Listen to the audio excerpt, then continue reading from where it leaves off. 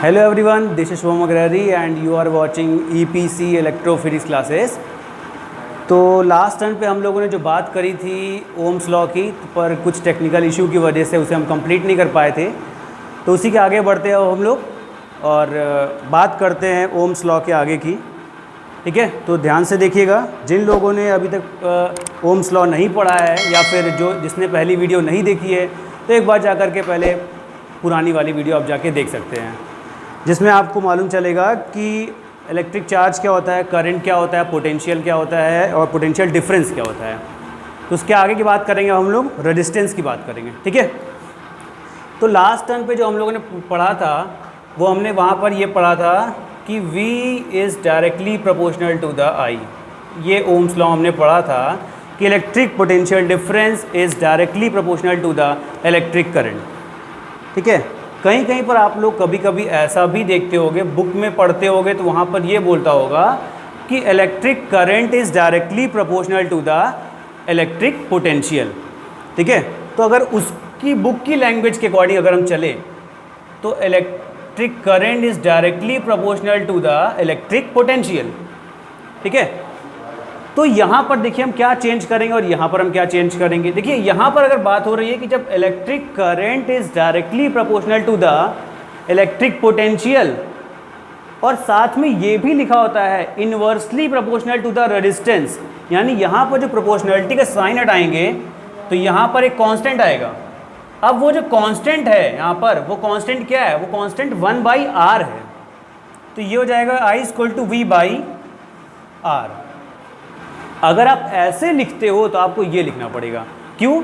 आपको मैं बताता हूँ ऐसा क्यों हो रहा है। देखिए, अगर हम इसका ग्राफ देखें तो देखिए इसका ग्राफ, तो आपको ध्यान होगा कि अगर हम क्या करेंगे, पोटेंशियल में चेंज करेंगे तो उसी की वजह से करंट क्रिएट होती है, करंट डेवलप होती है। इसका मतलब है करंट जो है वो डिपेंड कर रही है किस पर? इलेक्ट्रिक पोटेंशियल पर। तो देखिए यहाँ से ग्राफ देखते हैं, ये है इलेक्ट्रिक पोटेंशियल। ठीक, तो हमने इसको यहाँ पर रखा, एक्स एक्सिस पर रखा। ठीक है, तो अब एक्स एक्सिस पर रखा गया क्योंकि इसकी वैल्यू क्या हम चेंज करेंगे, तो जिसकी वैल्यू हम चेंज करते हैं, ठीक है, उसको हम कहाँ पर रखते हैं? एक्स एक्सिस पर रखते हैं। ठीक है, तो ये हमारा एक्स एक्सिस हो गया और ये हो गया वाई एक्सिस।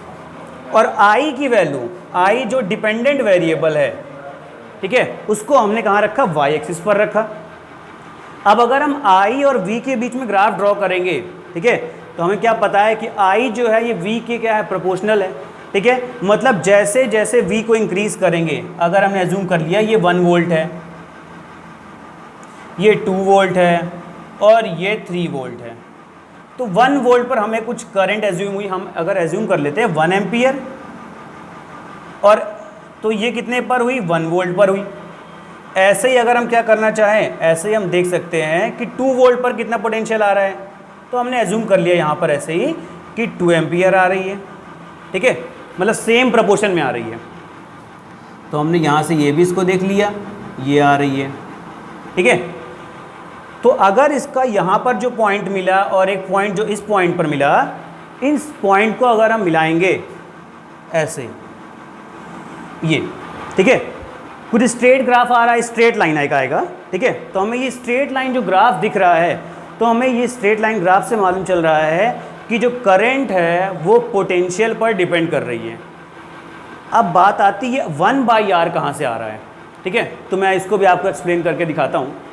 अगर हम इसको ऐसे लिख दें I/V, तो ये क्या हो जाएगा? 1/r, मतलब I और V का रेशियो जो है वो 1/r आ रहा है। ठीक है, अब देखिए अगर हम इसका रेशियो निकालेंगे कैसे, तो इसका रेशियो निकालने के लिए हम क्या करेंगे, यहाँ पर हम एक स्लोप बनाएंगे। तो हमने क्या किया, यहाँ से एक स्लोप बना दिया, इसको इससे मिला दिया।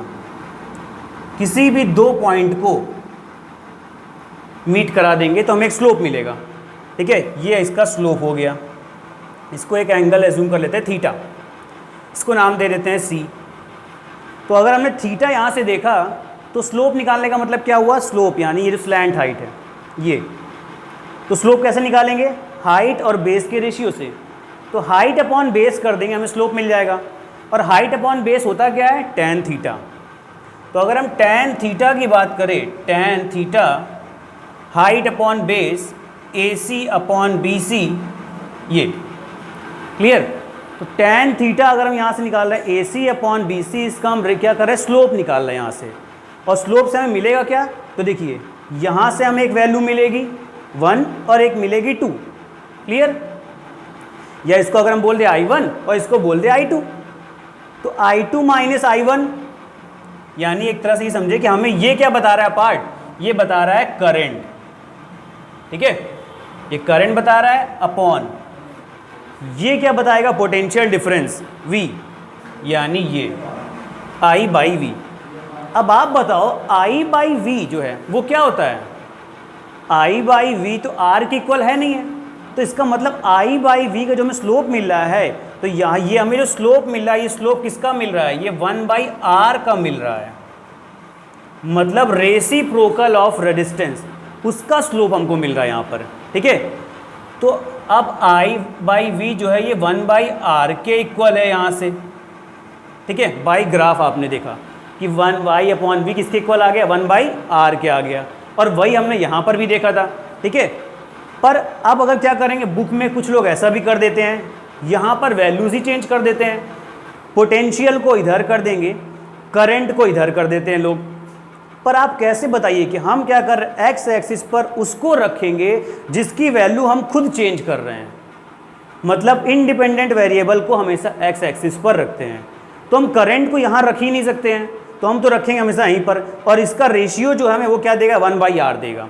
ठीक है, तो अगर हम यहाँ से देखेंगे तो इसको हम प्रोपोर्शनलिटी हटाएंगे तो यहाँ पर आ जाएगा साथ में क्या, रेजिस्टेंस, इसको R लिखेंगे हम ऐसे, V इक्वल IR।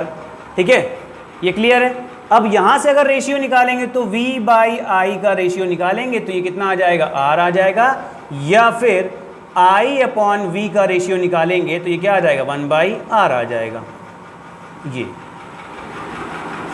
तो अब याद रखिएगा, कभी भी आपको जब भी ग्राफ मिलेगा, V और I का ग्राफ मिलेगा, ठीक है, पोटेंशियल डिफरेंस और करंट का ग्राफ मिलेगा, ठीक है, तो आपको ये बात ध्यान रखनी कि आप V की वैल्यू, यानी V की वैल्यू एक्स एक्सिस पर रख रहे हो या Y पर रख रहे हो। क्लियर है? चलो, ये तो क्लियर हो गया, आपको यहाँ से 1 बाई R की वैल्यू मिल रही है। अगर आप इसको इधर कर दोगे और इसको इधर कर दोगे तो ये R की वैल्यू हो जाएगी। ठीक है, तो ओम्स लॉ को जो फॉलो करेंगे कंडक्टर्स, उसमें हमेशा जो ग्राफ आएगा वो कैसा आएगा, स्ट्रेट लाइन ग्राफ आएगा। क्लियर है? ठीक है, तो हम क्या बोलते हैं, ऐसे कंडक्टर जो ओम्स लॉ को फॉलो करते हैं ओमिक कंडक्टर, और जो नहीं फॉलो करते हैं उसे बोलते हैं नॉन ओमिक कंडक्टर। ठीक है, तो जैसे कि यहाँ पर क्या है, सेमी कंडक्टर की बात करें हम लोग, ठीक है, तो वो नॉन ओमिक कंडक्टर में आ जाएंगे।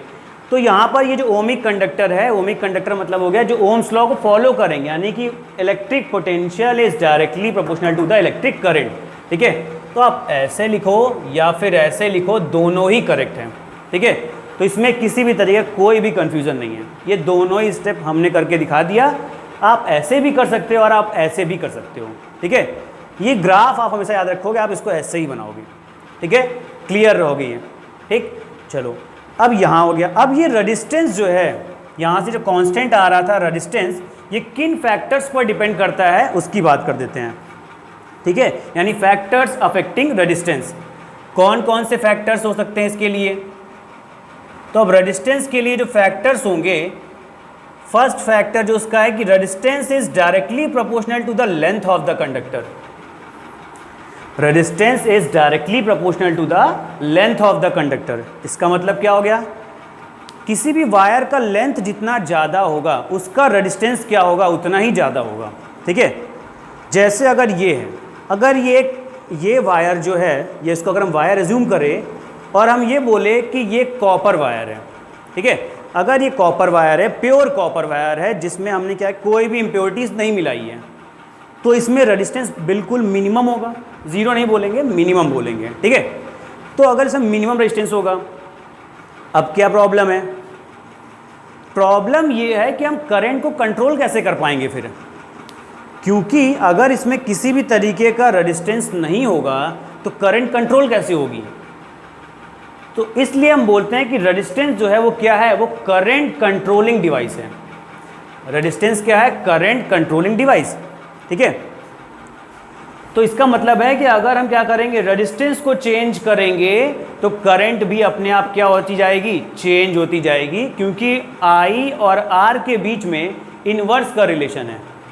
ये जितनी कम होगी करंट उतनी ज़्यादा होगी, ठीक है। या फिर ये उल्टा बोल सकते हैं कि अगर रेजिस्टेंस ज़्यादा होगा तो करंट कम होगा, ठीक है। तो कहने का मतलब ये है कि रेजिस्टेंस को हमेशा मिनिमम रखना चाहते हैं, तो रेजिस्टेंस जो है इसीलिए यूज़ करते हैं कि वो करंट को कंट्रोल करता है। अब करंट को कंट्रोल करता है तो अब ये जो रेजिस्टेंस यहाँ पे था, ठीक है, इसको कैसे चेंज करेंगे। तो एक तो रेजिस्टेंस आ गया ये कि मान लो हमने इसको एक फिक्स कर दिया कि 100 ओम का एक रेजिस्टेंस हमने लगा दिया। रेजिस्टेंस की यूनिट ओम होती है, ओम के नाम पर ही रख दिया गया, या फिर ऐसा सिंबल बना सकते हैं हम लोग ऐसा, ठीक है। तो हमने क्या कहा कि अगर हमने इसकी वैल्यू 100 ओम फिक्स कर दी और एक वायर या एक सर्किट में हमने लगा दिया, प्रॉब्लम क्या आती है, प्रॉब्लम तब आती है जब हमें कभी भी पोटेंशियल चेंज करना होता है या करंट चेंज करना होता है, तो हमें क्या करना पड़ेगा, रेजिस्टेंस बदलना पड़ेगा। अब रेजिस्टेंस बदलने के लिए हमें पूरा सर्किट ब्रेक करना पड़ेगा। तो हम चाहते हैं कि हमें सर्किट ब्रेक ना करना पड़े, तो हम क्या करेंगे, इसकी प्लेस पर एक वेरिएबल रेजिस्टेंस लगाएंगे, वेरिएबल रेजिस्टेंस, जिसे हम बोलते हैं रियोस्टेट, ठीक है। वेरिएबल रेजिस्टेंस को बोलते हैं रियोस्टेट। रियोस्टेट एक वेरिएबल रेजिस्टेंस है जो आपको लैब में दिखाई देगा। ये कुछ ऐसा बनता हुआ आपको दिखाई देगा, ऐसे ये एक ऐसा रहेगा और यहाँ पर एक क्लैंप लगा रहेगा और जिसकी हेल्प से आप इसको मूव कराएंगे। ऐसा आपने देखा होगा लैब में, ऐसे बहुत सारे वायर यहाँ लगे होते हैं, ठीक है। कुछ ऐसा दिखाई देगा, ये वेरिएबल रेजिस्टेंस है, ठीक, ओके। तो हमने क्या बोला कि एक रेजिस्टेंस हम जो नॉर्मल वाला यूज़ करते हैं, जो कि ऐसे सिंपल सा दिखाई देता है, ऐसा दिखाई देगा, इस पर कुछ कलर कोडिंग रहती है ऐसे ऐसे, ठीक है। कलर कोडिंग की बात हम अभी भी कर सकते हैं, पर हम इसको क्लास 12 में पढ़ते हैं बेसिकली, ठीक है। जिसमें क्या होते हैं, 4 बैंड होते हैं और जो कि रेजिस्टेंस की हमें वैल्यू बताते हैं, ठीक है। वैसे नॉर्मली अगर आप दुकान में जाओगे और आप बोलोगे 1K का रेजिस्टेंस दे दीजिए 1000 ओम का, तो दुकानदार देखते ही आपको उठा करके दे देगा और शायद आप उतनी जल्दी कैलकुलेट नहीं कर सकते हो, ठीक है। वो यहाँ पर क्या है, कुछ बैंड्स होंगे, 4 बैंड्स, जिनको देख करके हम क्या करते हैं, उसकी वैल्यूज़ निकालते हैं। 4 बैंड्स में स्टार्टिंग के 2 बैंड जो होते हैं, अगर पहला बैंड A है, B है, C है, D है, तो 2 बैंड जो होते हैं यहाँ पर A और B, वो इसकी स्टार्टिंग की 2 वैल्यूज़ बताते हैं, ठीक है। थर्ड बैंड जो होता है वो बताएगा 10 टू द पावर कितनी होगी, और लास्ट में जो D बैंड होता है 4th नंबर पे, वो बताता है टॉलरेंस कितना है इसका, कितनी इम्प्योरिटीज़ मिली है, ठीक है। तो खैर वो अभी हम क्लास 12th में बात करेंगे, अभी नहीं।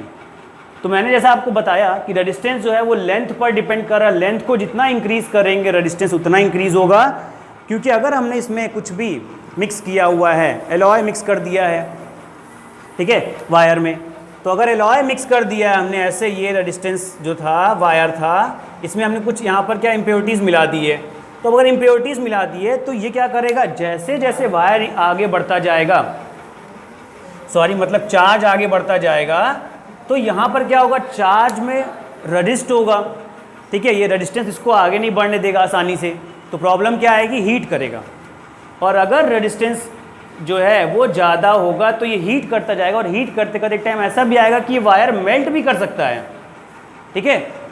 तो कहने का मतलब ये, हम चाहते सर्किट में रेजिस्टेंस कम हो, ठीक है। जैसे एलॉय यूज़ करते हैं हम लोग, ठीक है, तो वहाँ पर एलॉय क्यों यूज़ कर रहे हैं, क्योंकि हमें हीटिंग इफेक्ट शो करना है, पर हमें यहाँ पर नॉर्मल वायर में, ठीक है, हमें कोई हीटिंग इफेक्ट नहीं शो करना है, ठीक है, जिसकी वजह से हम चाहते हैं इसका रेजिस्टेंस मिनिमम रहे और ये कम हीट करे।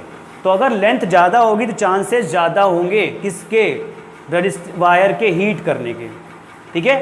चलिए दूसरी बात, रेजिस्टेंस जो होता है वो एरिया ऑफ क्रॉस सेक्शन के इन्वर्सली प्रोपोर्शनल है। Resistance is inversely proportional to the area of cross section. इसका मतलब क्या हो गया, ये है एक वायर जिसका एरिया ऑफ क्रॉस सेक्शन ये वाला पार्ट है, और एक ये वाला वायर है जिसका एरिया ऑफ क्रॉस सेक्शन ये पार्ट है, ठीक। एरिया ऑफ क्रॉस सेक्शन का मतलब क्या होता है समझिए, ये वायर है, इसको हमने यहाँ से कट कर दिया, तो ये जो ये पार्ट आपको दिख रहा है ना, इसी को बोलते हैं एरिया ऑफ क्रॉस सेक्शन, ठीक है। ये इसका एरिया ऑफ क्रॉस सेक्शन है। तो यहाँ पर इसका एरिया ऑफ क्रॉस सेक्शन है जिसके परपेंडिकुलर यहाँ पर चार्ज एंटर करते हैं। अब देखिए चार, अगर यहाँ से मान लीजिए चार जो हैं वो चार्ज आ रहे हैं और ऐसे सब सामने से जा रहे हैं, ईजिली यहाँ से पास कर गए, सब पास कर गए, कोई दिक्कत नहीं आई, बिल्कुल मिनिमम रेजिस्टेंस, करंट बहुत ईजिली फ्लो कर रही है। हमने एरिया कम कर दिया, ये सारे आपस में टकरा जाएंगे, कोलैप्स कर जाएंगे, और जैसे ही कोलिजन होगा, कोलिजन से क्या होगा, आपस में टकराएंगे, एनर्जी इंक्रीज होगी, एनर्जी इंक्रीज होगी, एनर्जी ट्रांसफ़र होगी हीटिंग इफेक्ट में, और हीटिंग इफेक्ट में ट्रांसफ़र होगी तो ये वायर हीट करेगा, हीट करने के बाद एक टाइम ऐसा भी आएगा कि वायर मेल्ट कर जाएगा। ठीक है, तो ऐसा भी हो सकता है। इसलिए हम चाहते हैं क्या, कि जो एरिया है वो ज़्यादा रहे, जिससे रेजिस्टेंस क्या हो जाएगा, कम। बिल्कुल वैसे ही अगर हम हाईवे पर चल रहे हैं, ठीक है, इतनी बड़ी सी रोड है, इतनी चौड़ी सी रोड है, आराम से हम लोग पास करते हैं, कोई दिक्कत नहीं आती। अगर एक पतली सी गली है और बहुत सारे लोग एक ही गली में एक टाइम पर अचानक से आ गए, क्योंकि करंट क्या है, वो टाइम पर भी तो डिपेंड कर रही है ना, कि अगर 4 कूलम चार्ज 1 सेकेंड में यहाँ पर जाएगा तभी तो करंट कितनी आएगी, 4 एम्पियर आएगी। तो 1 सेकेंड में 4 लोग पहुँच गए। तो वैसे ही अगर 1 सेकेंड में 4 लोग पहुँच गए तो आपस में टकरा जाएंगे, गली अगर पतली रहेगी तो टकरा जाएंगे। टकराने से क्या होगा, आपस में लड़ाई झगड़ा करेंगे, वो बोलेगा तुम पहले निकल के दिखाओ, बोलेगा तुम पहले निकल के दिखाओ, और आपस में लड़ाई झगड़ा करेंगे। वहाँ एनर्जी इंक्रीज़ होगी, एनर्जी इंक्रीज़ होती जाएगी तो क्या होता जाएगा, हीटिंग इफेक्ट शुरू होगा, लोग गुस्से में लाल पीले हो जाएंगे और आपस में लड़ाई झगड़ा करके रोड को ब्लॉक कर देंगे, जाम लग जाएगा। वही यहाँ पर भी होता है, वायर के केस में भी यही है कि इलेक्ट्रॉन्स यानी जो चार्ज है वो आपस में टकराएंगे, टकराने से क्या करेंगे, उनके अंदर से एनर्जी इमिट होगी, और एनर्जी अगर इमिट होगी तो वहाँ पर हीटिंग इफेक्ट शो करेगा, तो वायर मेल्ट कर सकता है। तो क्या होगा कि जो ट्रांसफ़र हो रहा था वो रुक जाएगा चार्ज का। ठीक है, तो रेजिस्टेंस जो है वो इन्वर्सली प्रोपोर्शनल होता है एरिया का, ये बात भी क्लियर हो गई। ठीक है, चलिए आगे बढ़ते हैं अब हम लोग। ठीक, फिर अगर हम क्या करते हैं, तीसरा फैक्टर है यहाँ पर, resistance is directly proportional to the temperature. ये टेम्परेचर है, ठीक है, टाइम नहीं है, टेम्परेचर है। इसका मतलब क्या हो गया, टेम्परेचर को जितना ज़्यादा इंक्रीज करेंगे रेजिस्टेंस उतना बढ़ता जाएगा। ठीक है, अरे भाई बिल्कुल वैसे ही कि अगर इसके अंदर अभी बहुत आसानी से यहाँ से चार्ज ट्रांसफ़र कर रहे थे, हमने यहाँ से थोड़ा सा टेम्परेचर बढ़ा दिया, इसकी स्पीड यानी ड्रिफ्ट वेलोसिटी इलेक्ट्रॉन की बढ़ जाएगी, और इलेक्ट्रॉन की स्पीड जो है, ठीक है, ड्रिफ्ट वेलोसिटी की बात नहीं करेंगे अभी हम लोग, यहाँ वेलोसिटी की बात करेंगे सिर्फ। तो इलेक्ट्रॉन की वेलोसिटी जो यहाँ से बढ़ गई है, तो अगर ये बढ़ जाएगी वेलोसिटी इसकी, तो आपस में ये लोग टकरा भी सकते हैं, और टकराएंगे तो सेम प्रोसेस होगा, एनर्जी इमिट करेंगे, हीटिंग इफेक्ट होगा। तो हम चाहते हैं कि टेम्परेचर उसका क्या रहे, कांस्टेंट रहे। कंडक्टर का टेम्परेचर अगर कांस्टेंट होगा तभी ओम्स लॉ को फॉलो करेंगे। इसकी जो फिजिकल कंडीशन यही है कि टेम्परेचर कैसा होना चाहिए, कांस्टेंट होना चाहिए। ठीक है, at constant temperature electric potential is directly proportional to the electric current. ठीक है, चलिए, तो रेजिस्टेंस जो है वो टेम्परेचर पर डायरेक्टली प्रोपोर्शनल है। जितना टेम्परेचर इंक्रीज करते जाएंगे, अगर एक रूम में हम लोग बैठे हुए, सब आसानी से बैठे हुए हैं क्लास में, धीरे धीरे क्या करें, टेम्परेचर को राइज करने लगे, टेम्परेचर को राइज करेंगे, सब लोग भागना शुरू करेंगे, अचानक से राइज कर देंगे, सब एक साथ भागेंगे, टकरा जाएंगे और डोर से बाहर नहीं निकल पाएंगे, उसके पहले ही कुछ लोग आपस में लड़ाई झगड़ा कर लेंगे। वही यहाँ पर है। अब यहाँ पर अगर हम सेमी कंडक्टर की बात करते हैं, तो सेमी कंडक्टर में रेजिस्टेंस और टेम्परेचर के बीच में जो रिलेशन होता है वो इन्वर्स का रिलेशन होता है, जैसा कि आप ग्राफ में भी देख पा रहे हैं। ठीक है, तो यहाँ पर इन्वर्स का रिलेशन का मतलब ये हो गया कि देखिए कंडक्टर के लिए देखिए, और यहाँ पर लो टेम्परेचर कंडक्टर और सेमी कंडक्टर सबके लिए देख सकते हैं यहाँ पर आप। ठीक है, तो इसमें होता क्या है कि जो टेम्परेचर होता है, ठीक है, उसको इंक्रीज़ करने से सेमी कंडक्टर जो है वो कंडक्टर की तरह बिहेव करने लगता है। मतलब अगर हम सेमी कंडक्टर को कंडक्टर बनाना चाहते हैं तो हमें टेम्परेचर राइज करना पड़ेगा, और अगर हमने टेम्परेचर राइज कर दिया तो वो बन गया क्या, कंडक्टर। और अगर वो कंडक्टर बन गया है तो इसका मतलब है कि ऑटोमेटिक उसका रेजिस्टेंस क्या हो गया, लो हो चुका है। तो यहाँ पर क्या हो रहा है, टेम्परेचर इंक्रीज करने पे रेजिस्टेंस क्या कर रहा है, डिक्रीज कर रहा है। तो ये सिर्फ और सिर्फ सेमी कंडक्टर में होता है। ठीक है, और जो आपको ग्राफ दिख रहा है यही ग्राफ आप ड्रॉ करोगे, क्योंकि इसके पहले क्लास 10th में बोर्ड एग्जाम में पूछा जा चुका है, draw the graph between resistance and temperature या resistivity and temperature for semiconductor. तो यही जो उल्टा ग्राफ आपको दिख रहा है एक्सपोनेंशियली डिक्रीज करते हुए, इसी को यहाँ पर टेम्परेचर इंक्रीज करते करते रेजिस्टेंस क्या हो रहा है यहाँ पर डिक्रीज हो रहा है। क्योंकि सेमी कंडक्टर को कंडक्टर बनाने के लिए दो ही तरीके होते हैं, या तो डोपिंग कर देते हैं या टेम्परेचर इंक्रीज कर देते हैं। फ़ायदा क्या होता है देखो टेम्परेचर इंक्रीज करने सेमी कंडक्टर में? फ़ायदा ये होता है कि जैसे सेमी कंडक्टर की वैलेंसी जो 4 है, जैसे जर्मेनियम और सिलिकॉन की बात करें, इसके आउटर मोस्ट इलेक्ट्रॉन में 4 इलेक्ट्रॉन होते हैं, 4 वैलेंस इलेक्ट्रॉन है। तो जैसे ही हम एनर्जी इनको देते हैं तो इलेक्ट्रॉन क्या करते हैं, ब्रेक कर जाते हैं। और जैसे इलेक्ट्रॉन ब्रेक करेगा तो इलेक्ट्रॉन क्या करेगा, फ्री इलेक्ट्रॉन हो जाएगा। और जैसे ही वो फ्री इलेक्ट्रॉन हो गया तो इसका मतलब वो अब क्या बन गया है, कंडक्टर बन चुका है। ठीक है, तो टेम्परेचर राइज करने से उनके बीच की जो 4 इलेक्ट्रॉन थे उनके बीच की बॉन्डिंग वो ब्रेक कर जाती है, और उसकी वजह से वो फ्री इलेक्ट्रॉन जनरेट करते हैं, और फ्री इलेक्ट्रॉन के जनरेट होने से सेमी कंडक्टर कंडक्टर की तरह बिहेव करने लगता है। ठीक है, डोपिंग की बात हम लोग फिर कभी करेंगे, क्लास 12th में वो उसका टॉपिक है। ठीक है, तो इतना समझ में आया तो याद रखिएगा हमेशा कि रेजिस्टेंस और टेम्परेचर के बीच में जो डायरेक्टली प्रोपोर्शनल का रिलेशन है वो सिर्फ और सिर्फ कंडक्टर के लिए है, इनवर्सली प्रोपोर्शनल का रिलेशन सेमी कंडक्टर के लिए होता है। और ये जो ग्राफ मैं आपको दिखा रहा हूँ इसी ग्राफ को आप ड्रॉ करेंगे।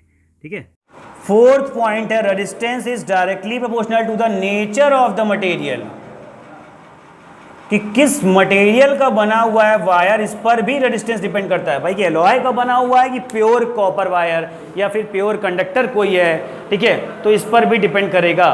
जितनी ज़्यादा इम्प्योरिटीज़ होगी, जितनी ज़्यादा चीज़ें मिक्स करेंगे, रेजिस्टेंस इंक्रीज करता जाएगा। ठीक है, अब कुछ लोग को लग रहा होगा कि ये टेम्परेचर के डायरेक्टली प्रोपोर्शनल है, पर कहीं लिखा तो नहीं है, कहीं फॉर्मूला नहीं दिखा। फॉर्मूला आपको मिलेगा, अगर आईसीएससी की बुक में आप ढूंढेंगे तो आपको मिलेगा, पर फिलहाल यहाँ नहीं मिलेगा, सीबीएसई में R = R0 1 + अल्फा टी। ठीक है, अल्फा टाइम्स टी। तो यहाँ से देखेंगे तो जो रेजिस्टेंस आ रहा है वो टेम्परेचर के डायरेक्टली प्रोपोर्शनल आ रहा है। ठीक है, खैर, तो हम कह रहे हैं कि रेजिस्टेंस जो है वो टेम्परेचर के डायरेक्टली प्रोपोर्शनल हो गया। अब अगर हम यहाँ से इन दो की बात करें, फर्स्ट 2 जो फैक्टर्स हैं उनकी बात करेंगे, फर्स्ट एंड सेकेंड। ठीक है, तो from equation first and second, from equation first and second, तो यहाँ से क्या मिलेगा हमें, resistance is proportional to length upon area. ये मिलेगा कि resistance is proportional to length upon area. और आपको ऑलरेडी पता है क्या बात, कि अगर हम प्रोपोर्शनलिटी का साइन हटाते हैं, और अगर हम प्रोपोर्शनलिटी का साइन हटाएंगे तो एक कांस्टेंट आ जाएगा। अब यहाँ पर कौन सा कांस्टेंट आएगा, कोई गेस करेगा कौन सा यहाँ पर कांस्टेंट आएगा? बिल्कुल सही, यहाँ पर जो कांस्टेंट आएगा उसका नाम रहेगा स्पेसिफिक रेजिस्टेंस, जिसको हम लोग रो से रिप्रेजेंट करेंगे। ठीक है, क्या बोलेंगे, स्पेसिफिक रेजिस्टेंस, जिसको हम लोग रो से रिप्रेजेंट करेंगे। तो ये आ गया, R इज प्रोपोर्शनल को हटाएंगे, कांस्टेंट आ गया rho times L/A। R = rho times L/A, where rho is specific resistance, specific resistance, जैसा कि नाम से लग रहा है कि ये रेजिस्टेंस ही है, पर कैसा है, स्पेशल टाइप का रेजिस्टेंस है। चलिए इसके बारे में बात कर लेते हैं। स्पेसिफिक रेजिस्टेंस का मतलब क्या हो गया, इस फॉर्मूले को थोड़ा सा चेंज करेंगे, R में A का मल्टीप्लाई कर देंगे तो R times A = rho, L को नीचे ला देंगे, आ गया नीचे, तो ये दिख गया ऐसा, रो = RA/L। क्लियर है यहाँ तक? ठीक है, चलिए तो पहले इस फॉर्मूले को और इसको नोट कर लीजिए आप लोग एक बार। ठीक है, जितना मैंने लिखा है। ठीक, तो अब आगे बात करते हैं कि हमने जो लिखा था RA/L = रो, यहां से अगर हम क्या करते, कंडीशन दे दे, if area = 1 metre square and length = 1 metre, इसका मतलब क्या हो गया, एक ऐसा वायर हमको ढूंढना है जिसका एरिया 1 मीटर स्क्वायर हो और लेंथ 1 मीटर हो। अब दिमाग में आ रहा होगा कि इसका जो एरिया वो तो सर्कुलर फॉर्म में दिख रहा है, ये πr² के फॉर्म में दिख रहा है, तो ये तो कभी 1 हो ही नहीं पाएगा। इसका मतलब है इसको या तो क्यूबिक शेप में होना पड़ेगा या area of cross section square shape होना चाहिए, लेंथ भी 1 और ब्रेथ भी 1, तो 1 × 1 मीटर स्क्वायर हो जाएगा। अब देखिए यहाँ से ध्यान से देखेंगे, सबकी वैल्यू पुट करेंगे, r × 1/1 इक्वल रो, मतलब रो जो है वो किसके इक्वल हो गया, r के।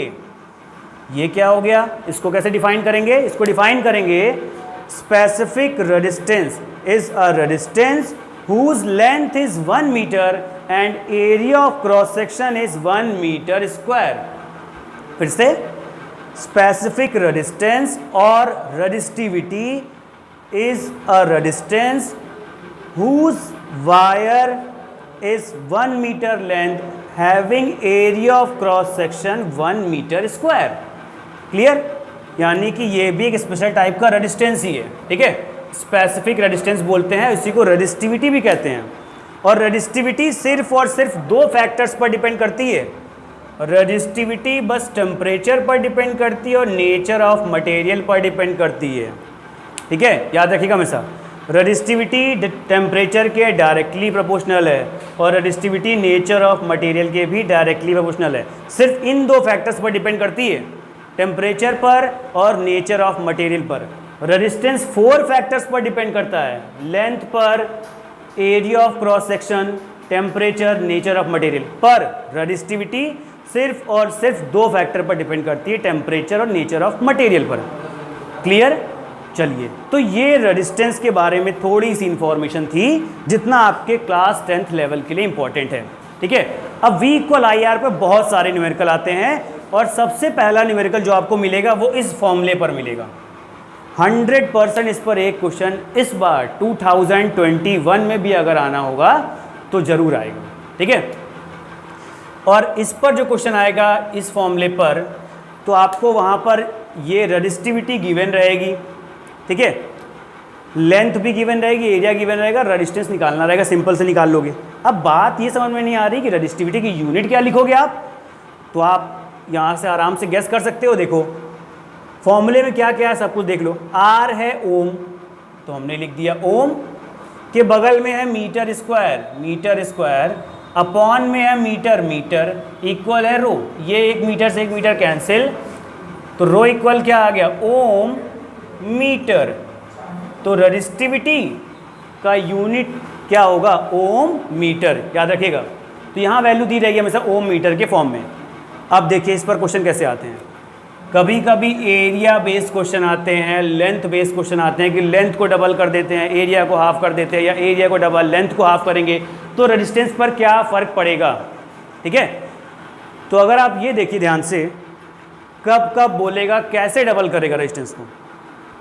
अगर हमने ये बोला कि एज्यूम करिए ये पूरा एक वायर है, ठीक है, पूरा एक वायर है, क्लियर, पूरे की लेंथ L है, ठीक है। हमने क्या बोला कि हमने वायर को कट किया बीच से, मिड पॉइंट से कट किया, ये कट कर दिया, ठीक है। अब कट करके हमने इसको फोल्ड कर दिया ऐसे, ये देखिए।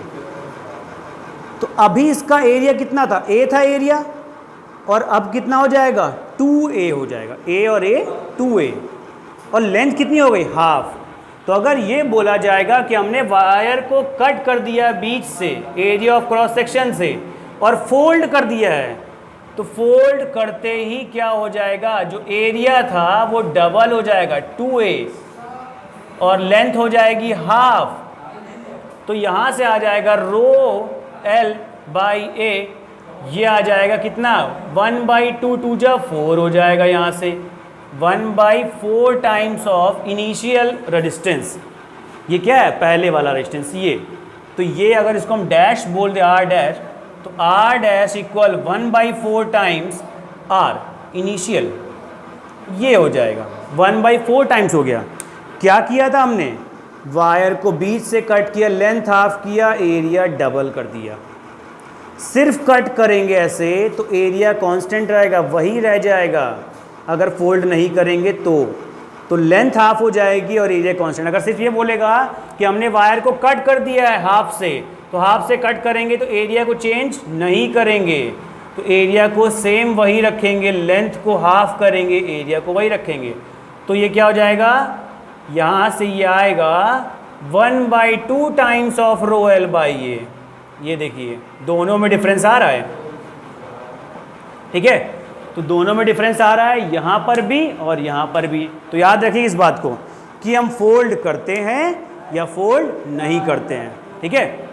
तो ये रेजिस्टेंस से रिलेटेड इस पर बहुत सारे न्यूमेरिकल आते हो, 100% आएगा, इसलिए इस पर आप बहुत सारे न्यूमेरिकल ट्राई कर लीजिएगा, एनसीईआरटी ट्राई कर लीजिएगा, ठीक है। एनसीईआरटी अगर आपको मतलब आपने सॉल्व कर ली है तो आप अदर बुक भी यूज़ कर सकते हैं, बहुत सारी बुक्स आती हैं, ठीक है। एस चांद को भी आप यूज़ कर सकते हैं, वहाँ से पढ़ सकते हैं आप लोग, ठीक है। या फिर HC वर्मा की भी आ गई है फाउंडेशन ऑफ साइंस की, उसमें से भी आप क्वेश्चन कर सकते हैं, ठीक है। चलिए, तो ये रेजिस्टेंस की बात हो गई और ये रेजिस्टेंस से रिलेटेड इस पर क्वेश्चन आएगा। अब अगर इसी को हम थोड़ा सा और घुमा फिरा दे क्वेश्चन, अगर थोड़ा सा और टफ करना पड़े क्वेश्चन को, तो कैसे करेगा। अब देखो, अभी तक तुमने जो पढ़े बहुत सारे फॉर्मूले पढ़ लिए, अब सारे फॉर्मूले को मिक्स करके, आप इसको नोट भी करते रहो, सारे फॉर्मूले को मिक्स करके एक क्वेश्चन भी बना सकता है, ठीक है। चलिए देखते हैं, सारे क्वेश्चन को मिक्स करते हैं। हमने पहला फॉर्मूला पढ़ा Q = NE, I = Q/T, V = I × R, R = ρ times L/A, ठीक है। अब देखिए इसी क्वेश्चन को मैं कितनी तरीके से घुमा सकता हूँ। R की प्लेस पर V/I लिख सकता हूँ, यहाँ पर अगर मैंने लिख दिया इस वाले से, तो यहाँ लिख दिया V/I टाइम्स ρ L/A, ठीक है। तो अब क्या है, V/I टाइम्स ρ L/A लिख दिया। यहाँ से अगर हम चाहें तो V को भी रिप्लेस कर सकते हैं और I को भी।